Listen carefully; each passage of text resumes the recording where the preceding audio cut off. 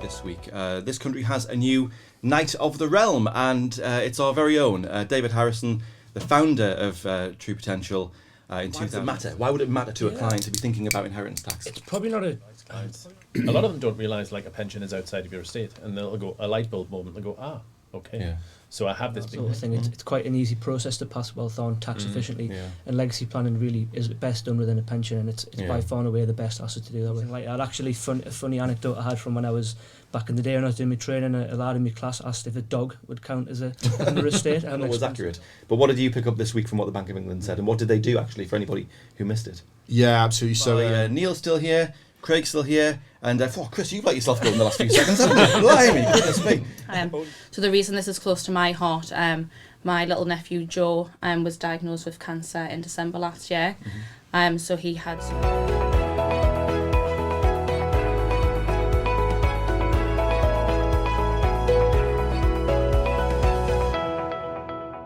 Hello everybody, and welcome back to another True Potential Do More With Your Money podcast. It's episode 141 today, and today we're going to be talking about inheritance tax. It's the mistakes you must avoid, and we'll cover that with some people that you must meet and get to know because they know all about it. We've got Craig in the studio today, Chris is here, and Neil as well. Morning everybody. Morning. How are you all? Very well. Excellent. How are you? Very good. Yeah, looking very dapper today, aren't you? It's good to see you all again. Yeah, good to see you. It's nice also to start the podcast with some really genuinely great news today as well. We're absolutely over the moon about some news that arrived this week. This country has a new Knight of the Realm, and it's our very own David Harrison, the founder of True Potential.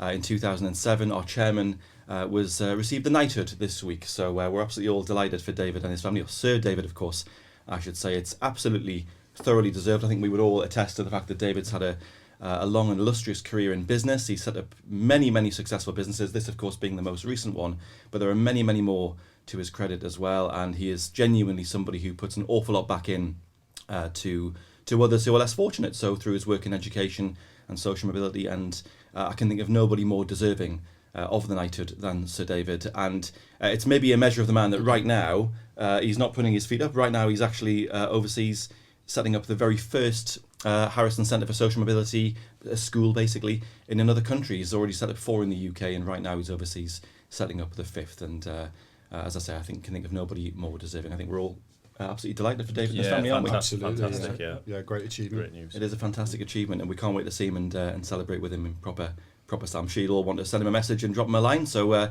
you can do that in the usual way. Actually, it is very nice, isn't it, to have some good news, because there is, you pick up the paper and you look at the news, and there's a bit of negativity flying around at the moment, so it is genuinely nice to start off with a bit of good news, isn't it? And we'll come to more of this throughout the podcast today. We're going to cover off some of the news in the week, Chris, a little bit later on with the Bank of England announcement. We'll get to that very soon as well. But the topic for this podcast today is inheritance tax, and a complicated topic. It's perhaps one of those things that we don't talk about enough, frankly, and we should. So we're going to try and put that right over the next half an hour or so. So maybe if I can, I don't know, I'll come to you first, Craig, in terms of inheritance tax. From your perspective, why does it matter? Why would it matter to a client to be thinking about inheritance tax? It's probably not a topic which is at the forefront of clients' minds, particularly in an accumulation phase when they're accruing benefits and managing their own wealth. I think that's perfectly fine and fair, but in reality there comes a point in many people's lives where they've got enough money in place, and really it's about passing money on and creating a legacy for the family. And I think it's a very important matter which can be, if carefully and pragmatically managed, can be looked after quite well. So I think it's an issue which is going to become more prominent, particularly as time goes forward, and there's a few reasons for that really. The first one, if I think of it, is clients in our day and age are much more pragmatic, much more engaged and active in their investments, and that's through the use of technology and apps, and that's obviously something that we're a big part of at True Potential. But clients are definitely more on the ball with putting money away and getting in the behaviour of regular investing. And we've discussed on the podcast about compounding and how that can really play into, over the long term particularly, how that can really develop wealth for clients. So that's really the first component. Secondly, if you look at house prices, that's a really big determinant factor. So over the last 30 years or so, property's up tenfold, probably even more if you go down the country towards London. So clients are passively accruing wealth in their estates just by living in the properties. So that's a big factor. And third, which we'll probably discuss in more detail, is actually inheriting wealth from the parents. So legacy planning from people before you. Yeah. Again, it's very easy for clients to accrue benefits without even doing anything. It's quite a passive thing to do. But for them three kind of things together, it's going to be a problem for a lot of clients moving forward in managing that properly with the help and advisors imperative to that. And just maybe to set the scene, Neil, Chris, what are the rules around inheritance tax in terms of thresholds and tax rates and that sort of thing? I mean, can you just maybe set the table for us, if you like, and just tell us what the context is? Yeah, I mean, just to, first of all, just discuss Craig's point, estates are getting bigger. People's wealth is accruing more. And inheritance tax, or the death tax as it's called by a lot of people, didn't used to be an issue. It was never something that you considered. But now it's becoming more of a problem, like Craig said, with house prices in particular, increasing the size of your estate. There is a rate for everybody, so everybody gets a threshold, an inheritance tax threshold. That's £325,000 per individual. Obviously, if you have two individuals, they have one each, so that's 650. Yeah. If one of those partners die, then you inherit their 325,000, so you would have that cover. Okay. And then you can, dependent on your circumstances, qualify for something which is known as the resident nil rate band, which gives each individual an extra £175,000 each. So you could potentially have £500,000 as an individual cover. That would give you £1 million in total if you were, a husband and wife, as an example. But that's based on individual circumstances. If you go over that, you get charged 40%. Okay. You can lower that 40%. You could give to charity a certain percentage, which will lower that. You can lower it to around 36%. But basically, that's what you would get taxed. So 325,000 is the threshold, but beneath that you wouldn't pay tax on what you would inherit. Correct. How is that? Has that threshold shifted over the years, or has it always been around 325? Or has been around for quite a long time. Yeah. It's one thing which I think is important is we've seen a lot of rates go up, and obviously it's every year in the budget they look at what tax allowances are going to go up, but the nil rate bands, without the exception of the introduction of the residential nil rate band, hasn't really moved. And just on that, obviously £1 million is a lot of money, especially for a couple, and it's certainly a headline figure. But in reality, if you break it down, and house prices have been one of those. If you think 30 years ago you bought a property for £30,000, there's a good chance it's worth 10 times that now. So there's a third of your estate gone straight away. But then you add in inherited property from there, and just gradual wealth that you accrue over time. It's a lot easier than it sounds, and that's definitely an issue which clients come across later on in life that they're unaware of. That can be, again, managed correctly earlier on. It's quite easy to minimise. Yeah. Well, let's get into some of the detail then we said. I mean, the title of the podcast, I suppose, today is, what are the mistakes perhaps you should avoid, or perhaps just things you should be aware of? Because, as we say, it's perhaps not one that people do talk about too much around the dinner table, for example. It's definitely clearly one that you would want to speak to a financial advisor about, because the level of detail and getting it wrong, and the time, I suppose, the lead in time to be thinking about it. It's not something you want to leave till too late. You want to get ahead of this and think about it. So let's just sort of maybe touch on, what are some of the considerations people should be thinking about, say, now? Let's say perhaps you're, I don't know, I mean, is there any age that you should start thinking about it? Is no age? Well, is there no time that it's the right time? You just start thinking about it whenever, or what would you say? You probably wouldn't think about it when you're in your 20s and your 30s. But there is a stat now which shows that probably 50% of the wealth in the UK, 70% of the wealth in the UK is with over 50s. Sure. Okay. So what does that mean? That means that there's a big gap between the older and the younger generation. What's the problem with the younger generation? Well, they can't get their foot onto the housing ladder. They can't have a deposit. They can't basically buy their first home. When kids are saddled with debt from university, 20, 30, 40,000 pound student loans, that makes it very difficult for them people to get on the housing ladder. And then what that means is people who are in the older generation probably want to pass that wealth down to their kids, their grandchildren, and have excess funds. Then you would have a conversation with yourself and think, okay, maybe we need to do some intergenerational planning. Intergenerational planning is passing wealth from predominantly parents down to grandchildren or kids. So if you're in your 50s or 60s, probably a good time to review it. Yeah.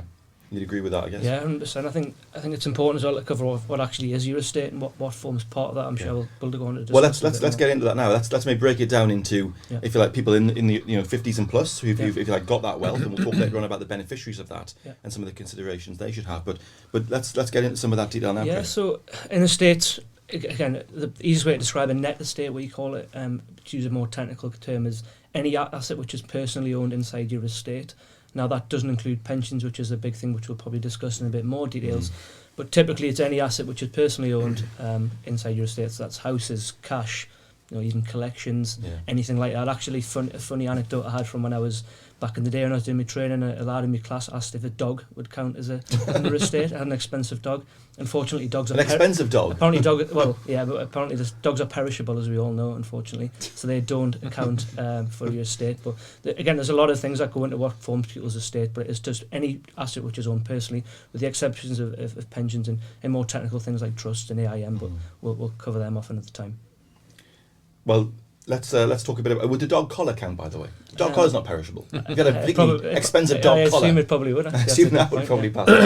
Did he actually ask that in the class? Genuinely, yeah, he did. If I had an expensive dog, would it qualify in my estate? And the answer is no, it wouldn't. Just for anyone wondering. Did he pass the exam? I don't think he did, actually. I don't know what he's doing now. Barking mad. Yeah. Well, Chris, let's talk about some of the things that people might want to think about in terms of their investments as well, because, of course, as you say, investments are part of that makeup, and maybe you've got some thoughts around people's, in terms of their investment goals as they move through life stages and start thinking about handing that money down. If you're in your 50s now and you've accumulated some wealth, you might want to, you're going to want to see that wealth carry on growing. Absolutely. I think from my perspective, I think the key thing to do is, firstly, speak to a financial advisor. Secondly, set your goals. So come out with a plan, and the reality is, you want to do that when you can. The reality is you don't want to leave. Sorry, I keep on saying the reality is what you want to do is basically do that when you can. What you don't want to do is leave that until you're in your 50s, your 60s, etc., which is what a lot of people think about now. I guess the other thing I would say is what you want to do is you want long-term investments. What you want is to invest in a multi-asset solution. That multi-asset solution is very much over the long term, as I just said. But I think, just thinking around, you're talking about pensions not being part of the estate. That makes that almost like a super long-term investment. Yeah. So what do I mean by that? What I mean is that you have your lifetime of the pension. But then if you then leave that to your children, then actually it becomes an even longer term investment overall. Yeah. So for me, it's about understanding that. It's about staying invested. Yes. I think that's a really important message. There's no point taking money out of your pension if you don't need it. And actually, if you can keep as much money in your pension as possible, because of the fact that it's not included in respect of inheritance. Well, let's get into that a bit more then. So people have got, maybe an ISA they've built up over many, many years, which has got some funds in it. They've also got this pension they've built up. How are they treated differently? Yeah, of course. So again, they're both massively tax advantageous from an initial point of view. So when you accrue benefits and from a capital growth perspective, there's no tax levied on them in terms of capital gains tax. But again, ISAs are held within your estate, whereas pensions aren't, personal pensions aren't. So what I would say is part of my analysis when I'm sitting with clients who have significant wealth is, or not even so much significant wealth, they could have a large property, which accounts for all of it, is have you got other assets that are included in your estate, which you can utilise first? I think, it might be all well and good taking a tax efficient income from your pension, but if you're not using that pension income, it's retained therefore generally in cash, which again give poor returns, but that asset's held within your estate. And when a liability exists, that's ultimately going to be facilitated a 40% tax charge if you have got a liability in excess of the nil rate band that we've spoken about. So you might think you're doing the right thing, and in many cases it's perfectly understandable that you do that, but you have to assess your full position on a holistic basis and really account for all taxes that are out there. Yeah. And let's continue that part then with you, Neil, as well, in terms of people, how they can plan ahead for their inheritance tax. Yeah.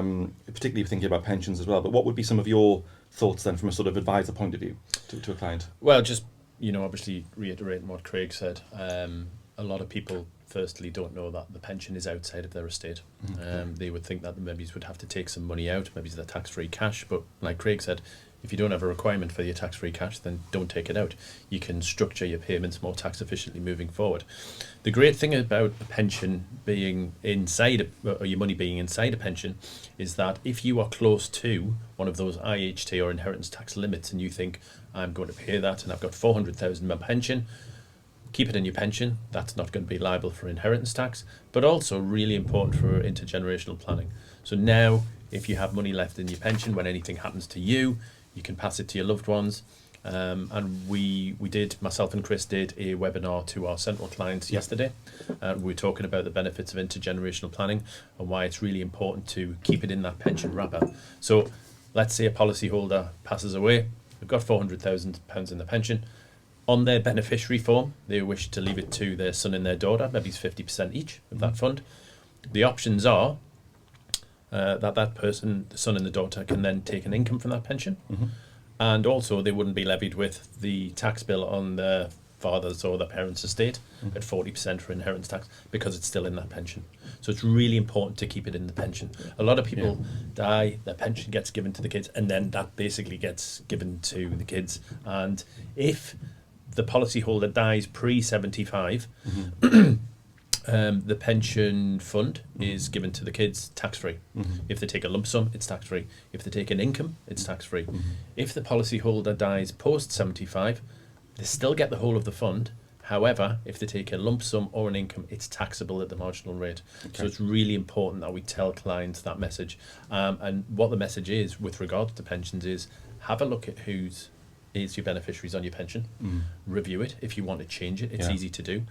We can help you do that because it's a quick thing. It's an easy form to fill out. And you can do this through the app, can't you? Because I know this because the other day I was just looking at my True Potential Investor account on the True Potential app, and just as I was going around it, I noticed you can through the app you can go in and fill in beneficiaries. I did it. It took me 30 seconds or something. Yeah. It's as easy as that, isn't it? Yeah, and if clients can't find their way around the site, like you said, it's very easy. Call customer care. They will take you through it. We've got screen sharing equipment now, so we can see what clients see. But yeah, 2-second job, and all you're doing is reviewing who you want that pension to go to in the event of your death, and also what percentage you want to give. If you want to give somebody 100%, fine, change it. And also, you might have set your beneficiaries 5-10 years ago, and those beneficiaries might change, so you might want to review it. Yeah. So let me check I've got this right then. So a pension gets passed on. It's outside of the estate, so it's not treated in the way that another asset like a house would be. Yeah. Correct. And then, of course, if you're the beneficiary of that pension, you need to think about how much if you're taking it as an income, you don't want to be taking too much out because you'll be taxed if you're a higher rate payer, taxed at your marginal rate. If the policyholder dies post 75. Yes. Yeah. But what I would say is, even if you're inheriting a pension, treat it as the same way you would your own pension. I think the earlier clients get into behaviours that are good in terms of long-term planning, the better. And what's really good about pension, just to add to it, is it's really a really cost-efficient way of planning. It doesn't really cost anything to leave money in your pension. As opposed to set up a trust, which could get really complicated, and again, there's legalities around accessing the funds and that sort of thing. Or even if you look at from an investment perspective, you've got business property relief and AIM shares, which are far more complex, far more riskier as well. So pension's really cost efficient, really easy to set up, especially through the use of technology. And again, it's quite a passive way of passing wealth on outside your estate without having to do too much. And from your point of view, Chris, then as a sort of the fund manager, so that pension passes on. It's treated by your guys exactly the same way. It's then in a fund that continues to grow, as opposed to, say, drawing that pension out if you're the beneficiary of it, being taxed potentially at a higher rate. The option could be to leave it in your funds, which would then continue, that pension would then continue to grow for the beneficiary, for the person who inherited it. Yeah, that's exactly it. So again, it sort of goes back to that long-term investing and almost what is long-term investing. And when we're talking about this, it's incredibly a long-term. The reality is people can leave it in, hopefully, the True Potential portfolio proposition. That will grow. Then they will then leave it to their kids, and it will just continue growing. And that's that's the way to compound up money. That's the way to make money overall. I think it's a really important point when people talk about goals. What we normally set up with clients is their financial goals. So if you're in your 30s and you're starting a pension, you might want your goal for 35 years, for 65. You might have that retirement date. But it's a very good point what Chris has said. When you get to 65, your goal really doesn't stop, because that investment pot has got to last you until you basically are not here anymore. So it's very long term. It's very long term. Yeah. And what would be some of the goals? So let's say you inherit a pension, you're the beneficiary of that. Is it then a case of you've got to then set a goal? You've suddenly got this pot of money that you perhaps weren't expecting, and suddenly it's there, and that's a moment definitely to be taking some financial advice, isn't it? Because you want to make sure that, if you like, the legacy that the person whose pension that was, they've worked hard to build that fund. Definitely. It doesn't want to be squandered. So you would advise them to set a goal and speak to an advisor in the same way as if it was their own journey they were starting off on? Goal-based investing, we've discussed many times, is very, very important. I think we always say take the emotion out of investing, and I definitely agree with that from a performance side of things. But if you've got a reason to be invested or a goal behind that, I think it makes it a lot more of a connection between you, and certainly makes you engage with what you're doing. So anytime you accrue wealth or certainly inherit large sums of money, potentially sums that you're not used to, it's always worth getting financial advice in place, not only for the tax perspective and what can I draw, when can I draw, but also managing your money over the long term is important as well. Are there any other sort of bits of advice you'd give to a beneficiary? We talked a bit about in terms of if you're building up a pot, the things you need to think about in terms of passing it on later. But what about a beneficiary? Are there any other sort of thoughts or bits of advice you would give I think the financial process is just constant. I think you need to. We have a lot of conversations now about intergenerational planning with our clients. Why? Simply because estates are getting bigger. Yeah. Okay? Pension rules changed in 2015. Pension freedom rules. That meant that we are able to pass pensions down to beneficiaries. So if you've got large pension pots, it might not just be passed down to your kids. It might be passed down to their kids and their kids and their kids until that pot's exhausted. But with it growing, with it being in an investment, then it could last a very long time. How does it work on just to be clear then? So a pension gets passed on. If it then gets passed on again, is it treated? Exactly. Is it just, could it go on exactly the for same. many generations? Exactly the outside same. of Exactly the same. Yeah. So if it passes to the beneficiary, it becomes beneficiary pension. Then the pre and the post 75 rules are applied again to that person. And again and again and again. But it's a relatively new it all stems from pension freedom in 2015, which is 7 years ago now, but in reality it's not a long time not a long time scale, particularly in the history of investing. It's a relatively new thing. And it was a change to the older style defined benefit pensions and final salary pensions. If a lot of clients who are receiving their income from there, they'll probably maybe have a 50% spousal pension on that defined benefit, so they lose a substantial part of that pot. With a personal pension, you have the whole pot on death. Yes, it might be taxed if it's post 75, but you still have that whole pot. And imagine having a £300,000 pot. Yes, you don't want your parents to go, but you've got 300,000 on a pension, and you also might have accumulated a pension yourself and have other investments. Yeah. So it's really important that you set your goal again, and also, as Chris said before, speak to a financial advisor. That's what we're here for, to give you that advice. I mean, this is going to become a big issue, isn't it? As you said at the start, Neil. A lot of wealth in the country has been accumulated and now sits in that age band of, I think, the 50 plus, as you said. Yeah. Was it 70% of the wealth, if you like? Correct. Is in that that age bracket. I mean, as you say, house price. We can all think of our parents who bought houses for next to nothing years ago and are now worth fortunes, relatively speaking. And that wealth is going to trickle down at some stage. It has to. Yeah. So with this whole issue of inheritance tax and thresholds and just people's general awareness of it. And what to do with it is going to surely become more important. Well, it is. It's a hot topic at the moment. I mean, if you have a look on our financial press, it's all about intergenerational planning. There's a lot of companies now who are doing, more and more webinars on it. And like myself and Chris did 2 yesterday to our central advice clients. Yeah. So it is becoming a topic. Why? Because estates are getting bigger. That's it. That's just that Simple easy. as that. But when we have the conversations with our central advice clients, a lot of them don't realise like a pension is outside of your estate, and they'll go a light bulb moment. They'll go, okay. Yeah.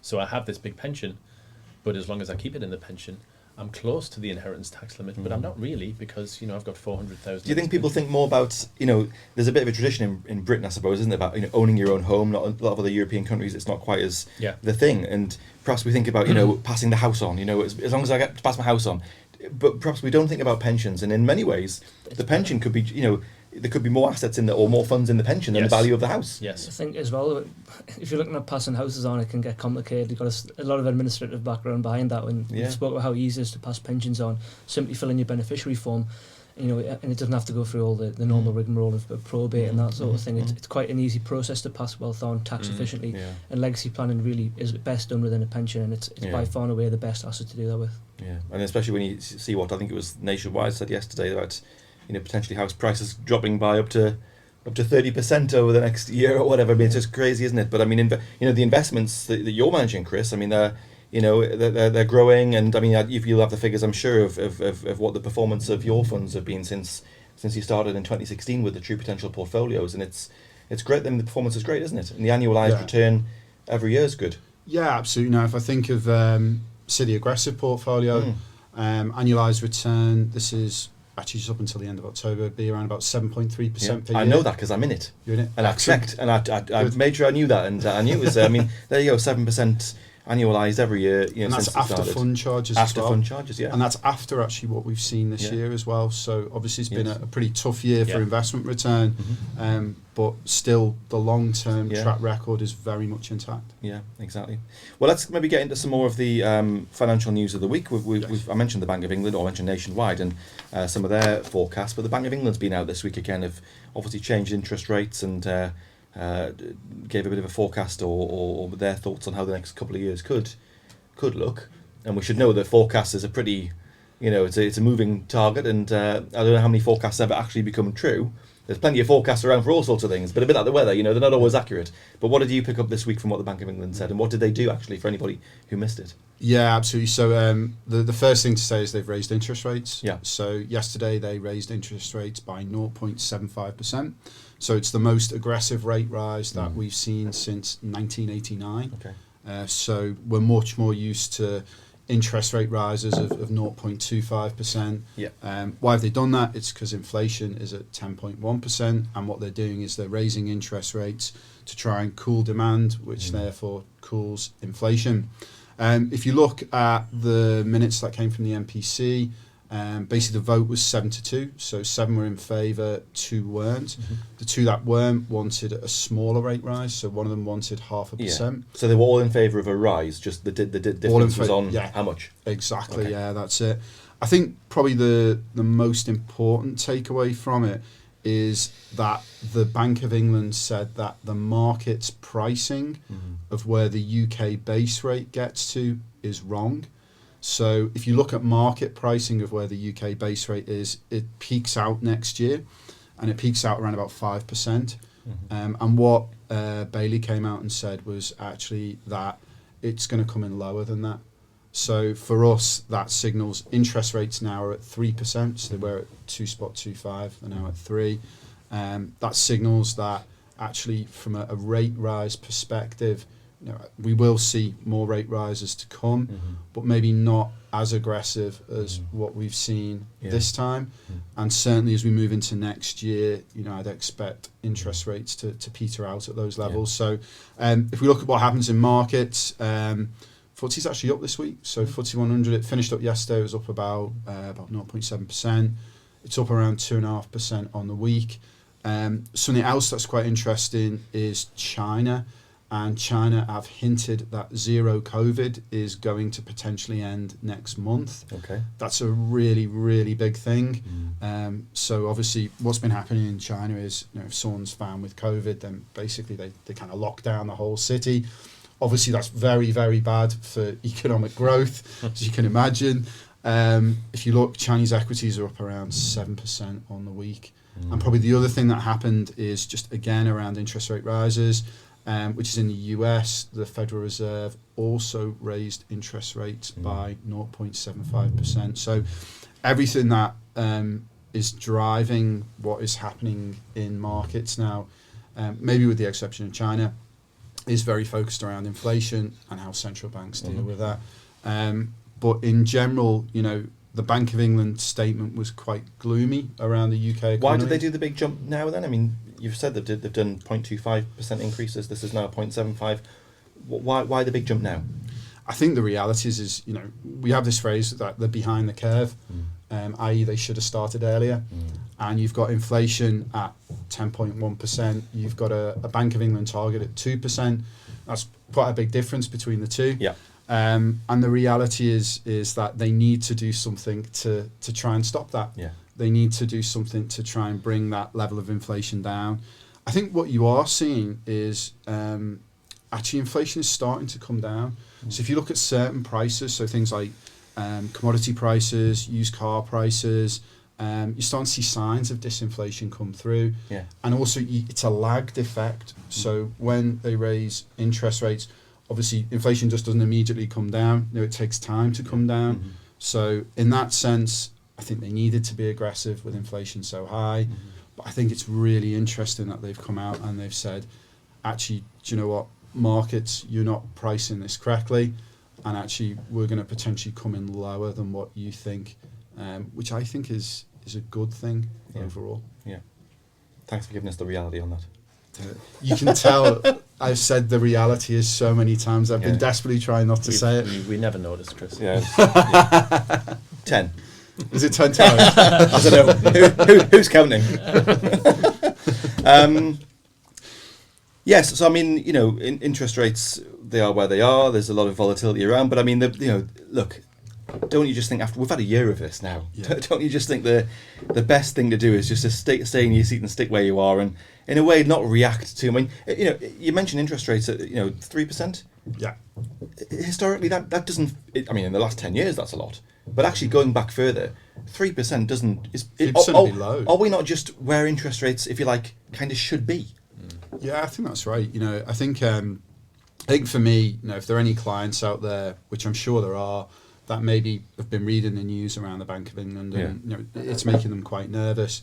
I think there's a couple of points that I'd point out. So the first point is that you've seen really big moves so far this year in asset prices. Mm-hmm. So unfortunately, we've seen negative moves in equity markets, in bond markets, and what you see is that these markets actually, they're forward pricing. So what I mean by that is they already have that bad news priced in already. Yeah. So in that sense, you may be reading the paper this morning and feeling quite gloomy about what the Bank of England have said, but that's already priced in to what's happening within assets. Yeah. So I think that's point one. And then, I think point two is actually there's a lot of opportunity out there. Mm-hmm. What we're seeing right now is that because asset prices have cheapened up so significantly, we have a lot of managers with a lot of cash on the sidelines right now, and they're starting to spend that cash. So particularly within fixed income markets or within bond markets, but you're starting to see a little bit of that float into equity markets as well. So with regards to the 3%, it's quite low, but I think it's probably wise to say, Chris, that we've had it good for quite a few years now with low interest and low inflation, and it almost was the norm. And now we've gone up a little. It seems like a huge rise, but it's not really in historic terms. Yeah. I mean, I was talking to someone and I was saying, these are the kind of really interesting conversations that I have. I said, what is the new normal on interest rates? Yeah. And they said... I don't want to know who you were talking to. They said it's 2.5%. Yeah, okay. And that's still really low compared to history. Yeah, of course it is. Yeah. And like I said, I mean, speaking personally, I mean, many months ago, I just thought, look, markets are up and down, right? Always have been, always will be. You take, you invest, there's volatility, you trust the experts to look after your money for you, and you trust them to find the opportunities when markets are lower. Effectively, you're getting in at a discount, right? You're buying the same assets, but you're buying them cheaper when the markets are down. So, I think this, personally, I think you just let it wash over you and trust a process, trust the experts, trust your financial advisor, and, let the commentators do what they do, which is commentate. Yeah. Well, I'm glad you all agree with that. Good. Look, we've done a good half an hour on that, so that's great. We're going to have a little change of gear now, and I want to talk a little bit about what True Potential does for communities. We talked at the start about Sir David Harrison and his, if you like, lifetime of dedicating his time and his money and his effort to good causes and the proceeds of his success in business that then go on to support people in communities. We do a lot of that at True Potential as well. All of us do. And we're going to meet somebody now who particularly spends quite a bit of her time doing that.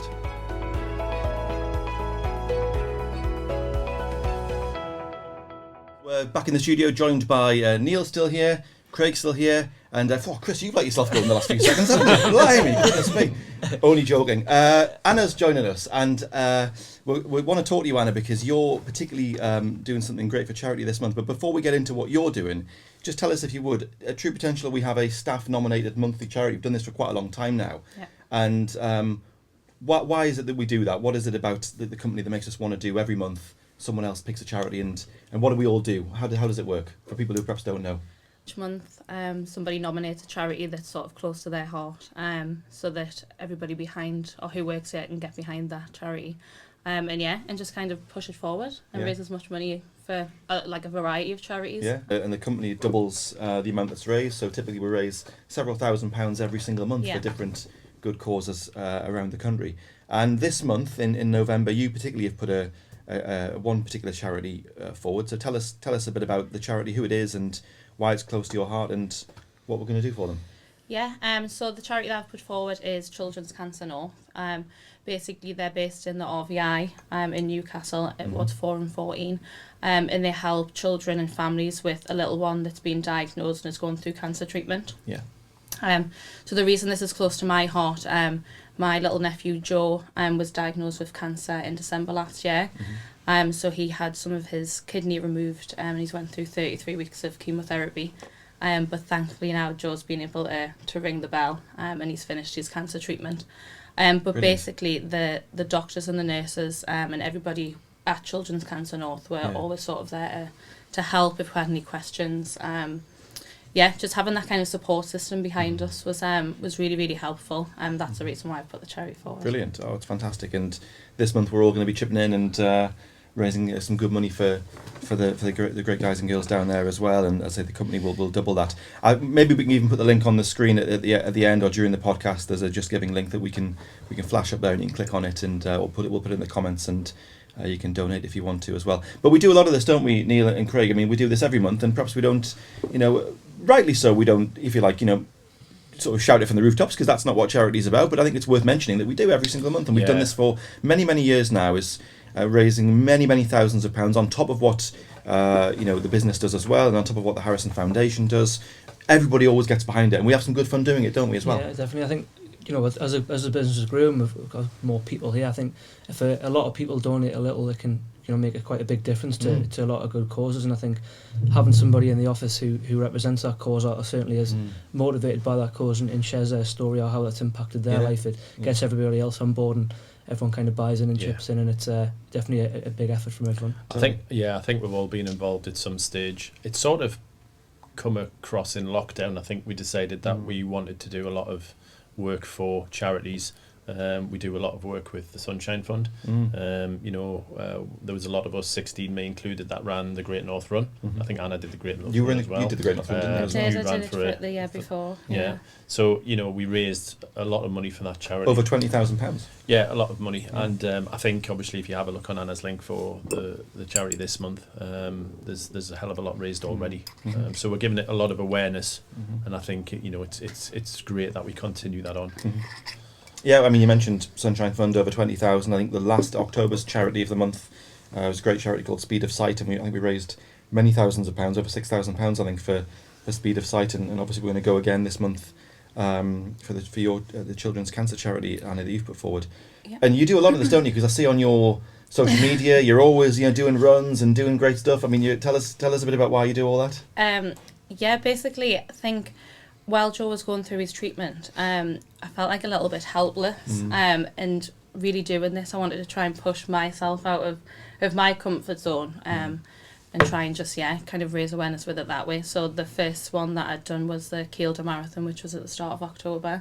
I'd never ran a marathon before, only a half marathon, so it was a bit of a trek. But it was pretty grueling, but it was good fun. Yeah.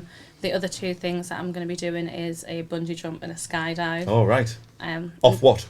So the bungee jump is off the Transporter Bridge in Middlesbrough. Oh, yeah. And the skydive is just in Durham. They're coming up in the next couple of months, but I'm trying not to release the date because my family are beside themselves about it. So one down and two more to go. Yeah. Anyone else fancy joining in? A bit of moral support? I think the marathon sounds even more daunting than the rest of the I think fair play for doing that. That was definitely the one I was least looking forward to. But to be honest, once I'd finished it, that's amazing. It was a really good feeling after actually completing it. So I think the bungee jump and skydive will be. Will it be your first time? You've never done it? Yeah, I've never done any of them. Never done a bungee before? No, I've never done any of them. But I suppose I'm hoping it's going to be quite exciting and not too scary. Yeah. But we'll have to wait and see. I'll document back. Good. Yeah. Well, we'll get Anna back on with the photos and maybe a video as well, and we'll show you how that worked out. Great. Look, I think it's fantastic, and it's a lovely way to. We started the podcast with some wonderful news about Sir David, and we're finishing it with equally great news about the work that Anna's doing, and also the rest of us here at True Potential getting behind Anna and our other colleagues, and some great charities every single month, as we do here all the time, and it's just nice to know that it's always happening. Right, plans for... Well, if I ask you your plan for the weekend, I know another thing I see from your Instagram is you're a big Newcastle fan. I am. And you're always at the match, and I love watching Anna's little videos and posts of enjoying the match, but they're away this weekend, aren't they? So are you making the trip down to Southampton or not? I'm not, no. I went last season, so I'm going to give this one a miss. Yeah. But It's a long old trek down to Southampton. It's a very isn't it? long trek. At least we won last season, so no, I won't be travelling there, but I will be watching it. Good. Okay. Any plans? Well, I went to the Villa match last Saturday. Did you? Yes. Oh, lucky As did Omen. I. Yes. As did I. Hey. Oh, I feel left out. So it was a great match, but we're away, so I'll probably have a quiet one this weekend and just watch it on Take the it box. easy. Yeah. Chill out. Just relaxing? Taking it easy. Yeah. Good. No Good firework man. displays. No for anyone? firework. Oh, aye, of course. Yeah. Bonfire night. Catherine Wheels. That's it. Mm. Yeah. It Well, is. that sounds like, well, you need to jazz it up a little bit then. I mean, it's bonfire. What do you mean having a relaxing weekend? You need to get out there. You're not going to a firework display? I'm not. You're not going to be waving a sparkler, Craig? I'm not allowed, actually. No? Have you been banned? Don't give Not them after to- the last don't time. give them to children. Oh, right. Okay. No, That no sounds like something sparklers. serious. A judge was involved in this, clearly. No, not Keep quite. away from any fireworks and Yeah, sparklers, clearly. All right, best end it there then. Thank you very much, and a good discussion on inheritance tax earlier. I hope it was helpful. If you, as ever, need to get any more details on that, you can speak to us. You can speak to your financial advisor, which is always the best advice. Another bit of good advice, of course, is to hit that red subscribe button and like the podcast, because if you do that, you'll get them all, and you just never know when there's another one like this with some great news that might just come in really handy. So do hit subscribe, and for now, thanks very much for watching. We'll see you next time. Bye for now. If you're interested in taking your investing to the next level, or would like to know more about the options available to you when you retire, then download our free guides to ISAs and pensions. These are available in the video description below.